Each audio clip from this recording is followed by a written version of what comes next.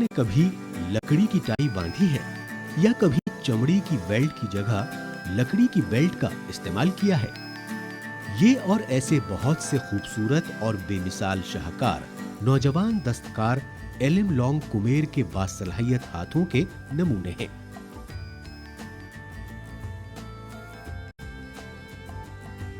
Alum शिमाल Mashrak के दूर दराज के सूबे नागालैंड के शहर दीमापुर के साकिन हैं। इंतहाई खूबसूरती और हरियाली से भरे नागालैंड में 16 बड़े जंगजू कबाइल और दीगर छोटे कबाइल रहते हैं। इन कबीलों के बहुत बड़ी तादाद में लोग बहुत अच्छे दस्तकार हैं जो कबायली डिजाइनों पर मुनहसर लकड़ी पर नक्काशी करते हैं।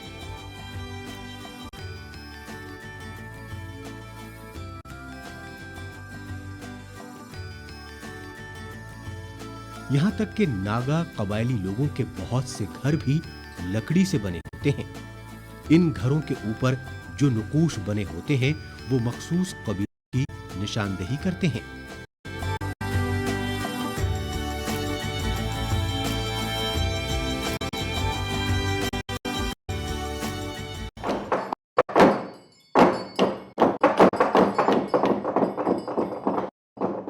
इसके साथ ही लकड़ी के लट्ठों से तामीर शुदा रिवायती ढोल यानी ड्रम्स भी बनाए जाते हैं।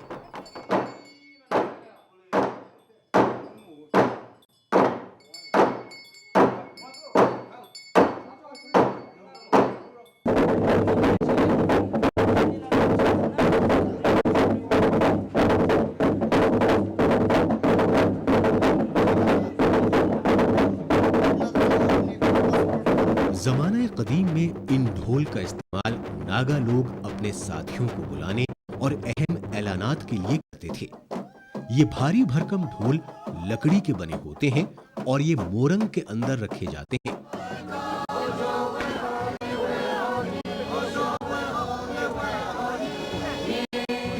मोरंग नागालैंड में उन घरों को कहा जाता है जहां गैर शादीशुदा लड़के एक साथ रहते हैं और मुख्तलिफ हुनर सीखते हैं।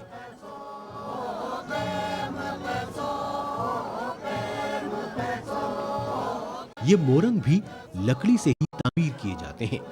सिर्फ इतना ही नहीं, नागा कबाइल के मौसीकी के साज भी ठोस लकड़ी या बांस के बने होते हैं।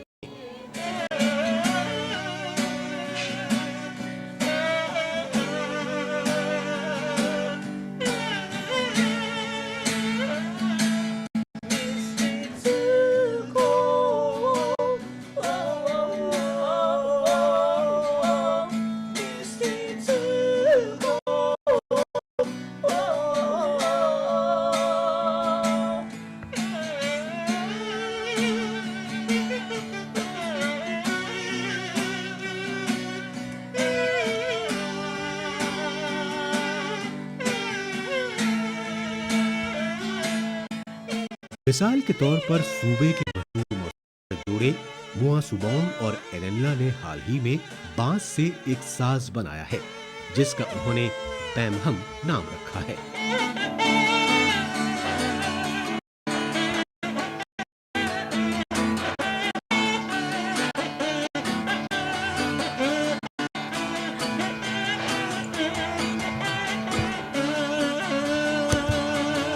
जब चारों तरफ लकड़ी और बांस का इतना बहुत सा इस्तेमाल हो रहा हो तो जाहिर है बहुत से नौजवान लकड़ी का दस्तकार बनना पसंद करेंगे।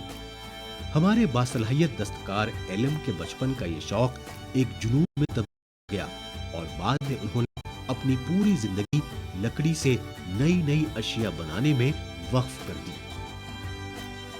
उनकी खुसूसियत यह है कि बनाई हुई सभी मसनूआत पर नागा तहजीब की मखसूस छाप होती है।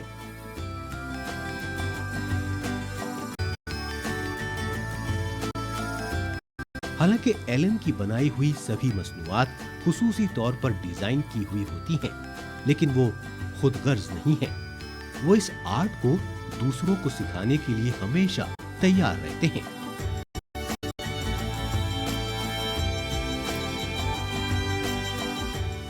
उनकी वर्कशॉप्स में आपको हमेशा ऐसे शागिर्द मिलेंगे जो उनसे तरबियत हासिल कर रहे होंगे और उनकी हिदायत पर अमल कर रहे होंगे।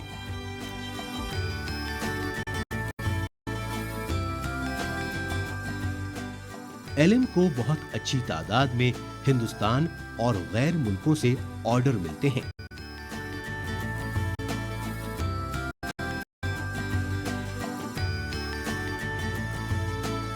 2004 में उन्हें दस्तकारी के लिए नेशनल अवार्ड से नवाजा गया था।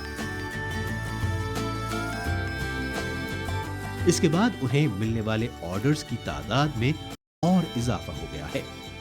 इस बावकार इनाम से पहले उन्हें 2003 में नागालैंड के गवर्नर ने भी इनाम से नवाजा था। इसके अलावा उन्हें और भी बहुत से इनामात हासिल हो चुके हैं।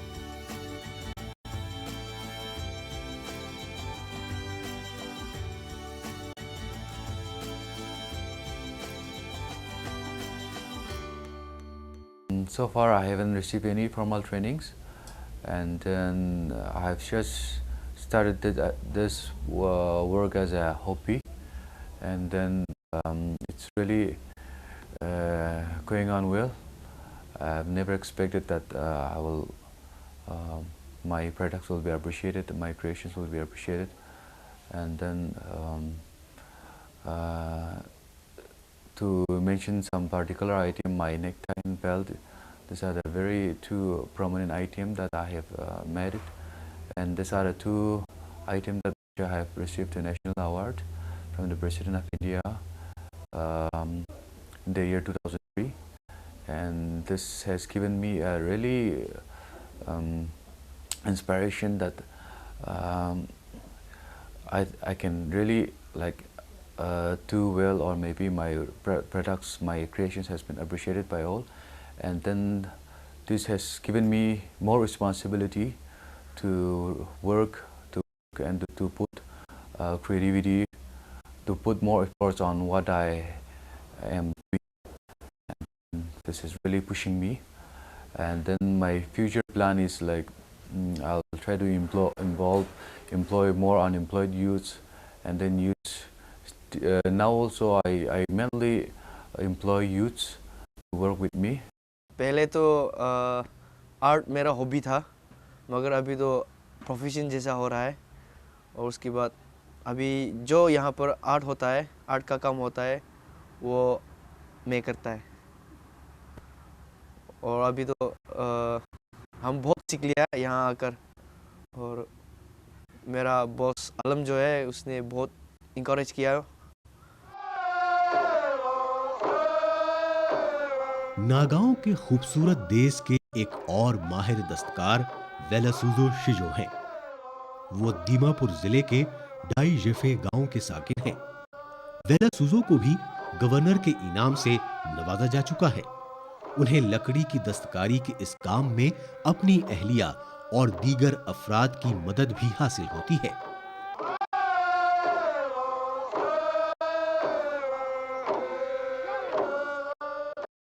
इसके अलावा नागालैंड से ही अरुणाचल प्रदेश, मेघालय और कभी-कभी बर्मा से भी लोग उनसे ये हुनर सीखने के लिए आते हैं।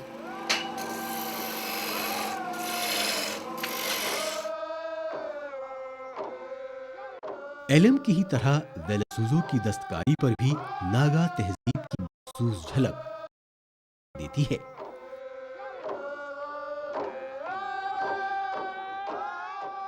वो लकड़ी से हर मुमकिन चीज बनाते हैं, छोटी रिंग्स से लेकर बड़े-बड़े सजावट के सामान।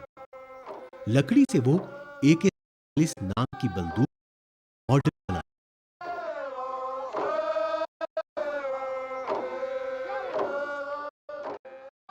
इस सब के लिए सख्त मेहनत की जरूरत होती है।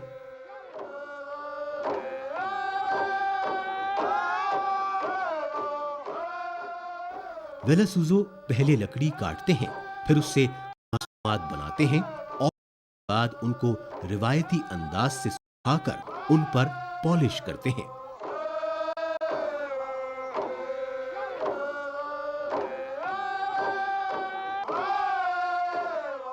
आमाखान टोटल मेंबर तो 90 जन আছে, और रेगुलर तो आमाखान 30 to 35 আমাখান তো কাম কৰি থাকে তো আমাখান এতিয়া কাম কৰি কিনে আমাখান পেট পালি থাকাটো ঘৰটো আমাখানটো 20 জন নিচিনাটো ঘৰ এইটো কাম কৰি কিনে পেট পালি আছে তো এতিয়া আমাখানটো ফিউচাৰ লিমিটে আমাখান প্ৰধান এটা আছে এতিয়া গভৰ্ণমেণ্ট লাগা স্কুল পুৰা খান বি সব গভৰ্ণমেণ্ট লাগা জবটো নাপাব এইটো কাৰণে এইটো পুৰা বি ফেমিলি পালি আছে হলে বি আমাখান টাকা পইচা আমাখান শৰ্ট পৰা আমাখান পইচা যিমান পায় ৰ মেটেৰিয়েল কষ্টটো বেছি হৈ যাইছে আৰু মানুহলা হাজিৰা কাম কৰোঁতে বেছি হৈছে এইটো পৰা এক্সট্ৰা পইচা ওলাই কিনে আমাখান কাম কৰিব কোৱাটো বেছি পায় এইটো কাৰণে যদি আমাখান চাইতে বি গভৰ্ণমেণ্ট চাইতে আমাখান কে বি মদত দিলে এইটো বেছি ভাল তো এতিয়া আমাখান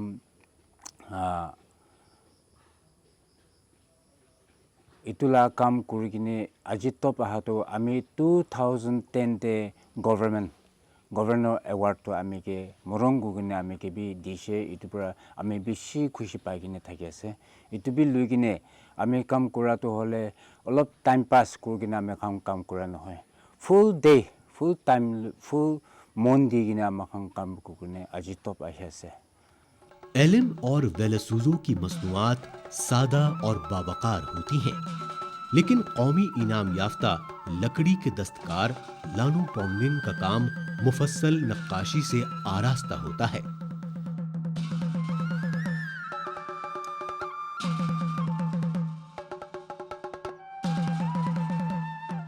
लानू को 2003 में नेशनल मेरिट सर्टिफिकेट से नवाजा गया और 2001 और 2002 में उन्होंने सूबाई इनाम हासिल किया। लानू ने सिर्फ 6 साल की उम्र से ही लकड़ी की दस्तकारी का काम सीखना शुरू कर दिया था। वो बहुत अच्छे मुजस्समा साज और मुसव्विर भी हैं। दर हकीकत उन्हें 2 सूबाई इनामात इसी सिलसिले में हासिल हुए हैं, लेकिन इन इनामात के बावजूद लानू कहते हैं कि मुसव्विरी सिर्फ उनका शौक है।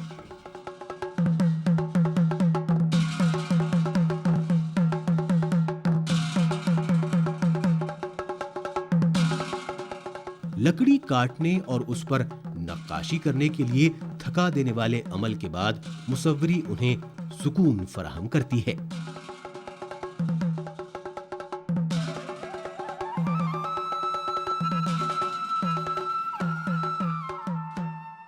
लकड़ी, पत्थर, एस्बेस्टॉस और दीगर अशिया से बनाए हुए उनके मुजस्समे भी बहुत खूबसूरत होते हैं।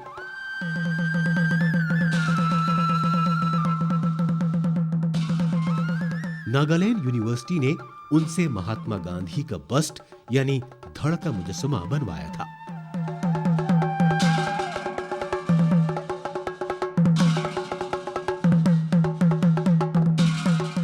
इसी तरह लानू के बनाए हुए दरवाजे और मुजस्समों से नागालैंड के गवर्नर का घर भी आरास्ता है।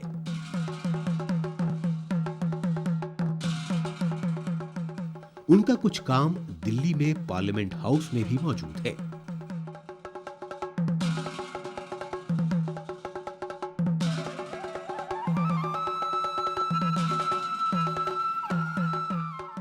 अपने इतने अच्छे काम के बावजूद लानू एक मुनकसिर मिजाज इंसान है। वो खामोशी से तन्हाई में काम करना पसंद करते हैं। अक्सर उन्हें अकेले लकड़ी की छिलाई करते हुए किसी मुजस्समे को आखिरी शक्ल देते हुए या पेंटिंग को बनाते हुए देखा जा सकता है। I was facing quite a lot of difficulties when during my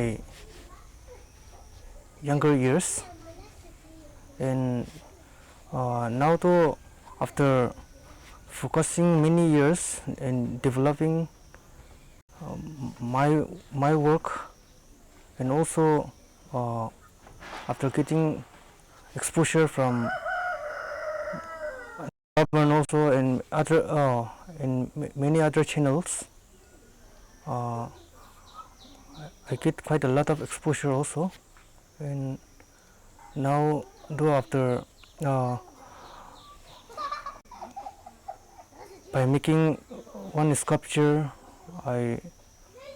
when I sell it, I at least get 20, 25, 30,000.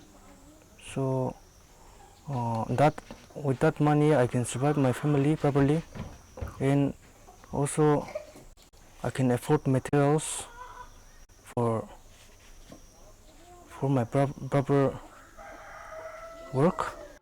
लेकिन हर दूसरे दस्तकारों की तरह इस फनकार को अपने वालिद या दीगर रिश्तेदारों से फन को सीखने का मौका नहीं मिला, क्योंकि उनके खानदान में कोई भी शख्स फनकार नहीं था जो लकड़ी की दस्तकारी, मुजस्समा साजी या मुसव्वरी करता हो।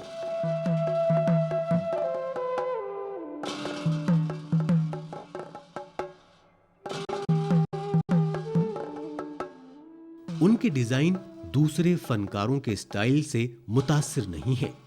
उनका कहना है कि वो नागालैंड के कुदरती मनाजिर, वहां की विरासत और रिवायात, अपने एतराफ और अपने तखय्युल से तहरीक हासिल करते हैं।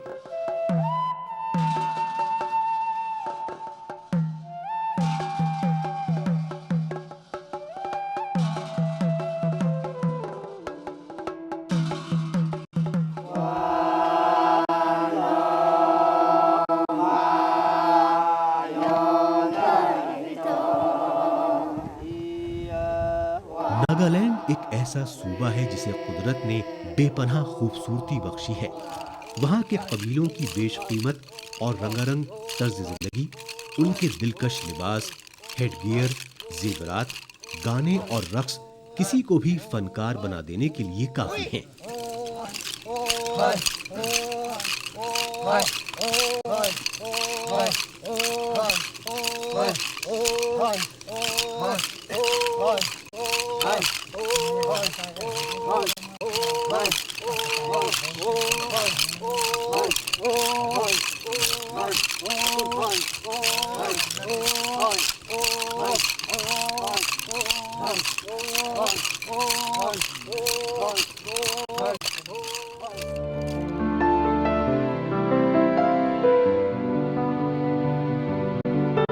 मुल्क के दीगर सूबों के दस्तकारों के बनाए हुए लकड़ी के फनपारे भी बहुत खूबसूरत होते हैं, लेकिन नागालैंड के दस्तकारों की तख्लीकात से मुख्तलिफ होते हैं। ये हैरत अंगेज फर्नीचर और फनपारे दिल्ली के ओमकार नाथ धवन ने बनाए हैं, जिनको 1990 में नेशनल अवार्ड से नवाजा जा चुका है।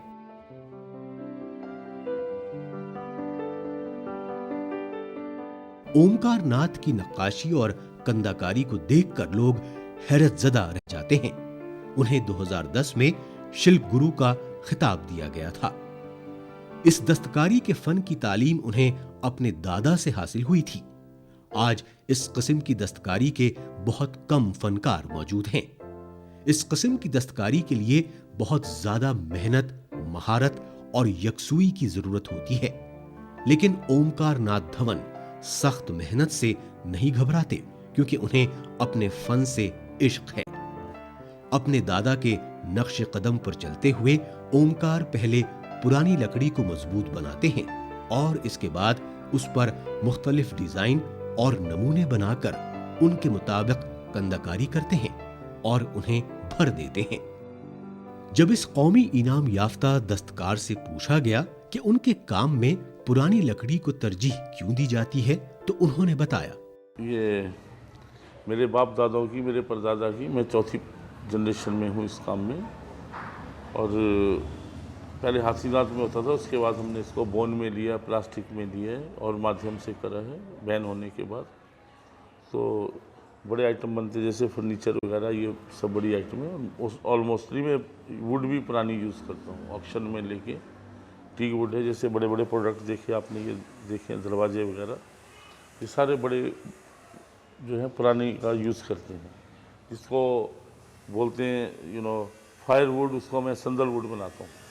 संदल वुड बना के वो एक्सपोर्ट होती है। लकड़ी में कंदा किए गए डिजाइनों को भरने के लिए ऊंट की हड्डियों का ओमकार ने बताया कि उनके दादा के जमाने में इस काम के लिए हाथी के दांत और उसकी हड्डियों का इस्तेमाल किया जाता था, लेकिन अब हाथी के दांत और उसकी हड्डियों के इस्तेमाल पर पाबंदी आयद कर दी गई है।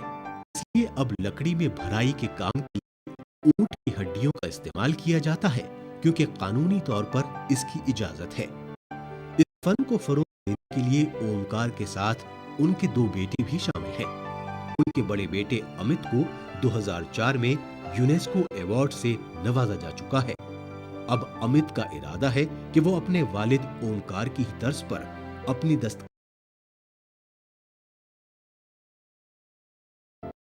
इस किस्म के इनामात हासिल करना उनके लिए बाइसे फख्र होगा। अपनी 14 से 15 साल की उम्र में काम सीखा। जब भी तो अपना जो करने का टाइम होता था पूरा मैं अपनी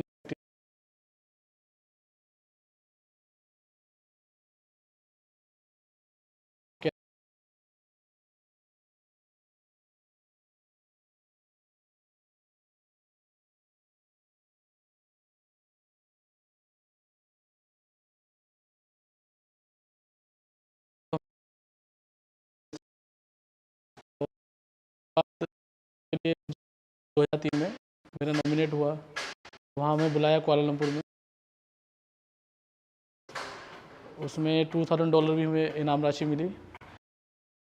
2003 में अवार्ड हुआ कमला देवी अवार्ड, और उसके बाद सर्टिफिकेट अवार्ड। ये परंपरा थी हमारे परिवार की आगे बढ़ रही है। मैं इस काम में ओमकार का खानदान न सिर्फ तालीम याफ्ता है बल्कि तकनीक से भी वाकिफ है। इसलिए उसकी पहुंच गैर मुल्की खरीदारों तक भी है। ओमकार के दिलकश फनपारों की अमेरिका में भी बहुत जबरदस्त मांग है। वो बहुत फख्र से बताते हैं कि हॉलीवुड के अदाकार भी उनके काम को पसंद करते हैं और उन्हें खरीदते हैं।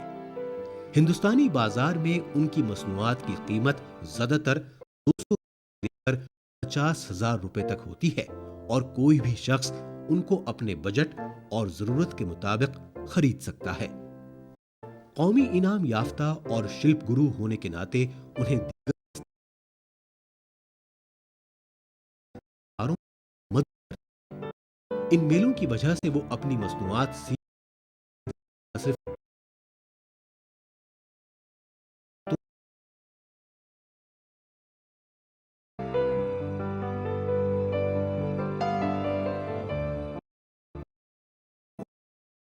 और गैर मुल्की ताजिरों और कंपनियों से भी बड़ी तादाद में ऑर्डर हासिल हो जाते हैं। इस बात का अंदेशा है कि मुस्तकबिल में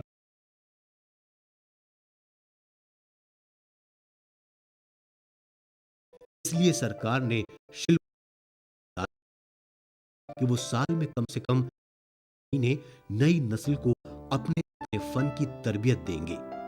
ओमकार भी इस किस्म की ट्रेनिंग देते रहते हैं। उनका कहना है कि वो अब तक 70 नौजवानों को तरबियत दे चुके हैं, जो अब इस दस्तकारी को के तौर पर रोटी रोजी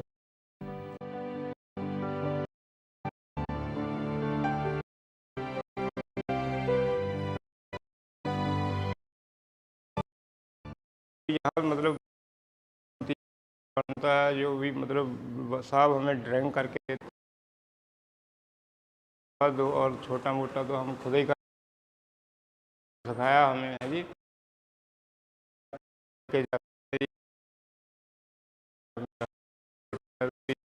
है जी की मानिंद हमारे सूबे में और इनाम से नायाब है। आइंदा नस्लों के लिए महफूज रखा जाना चाहिए, क्योंकि ये फनून हमारी विरासत हैं और हकीकतन कौम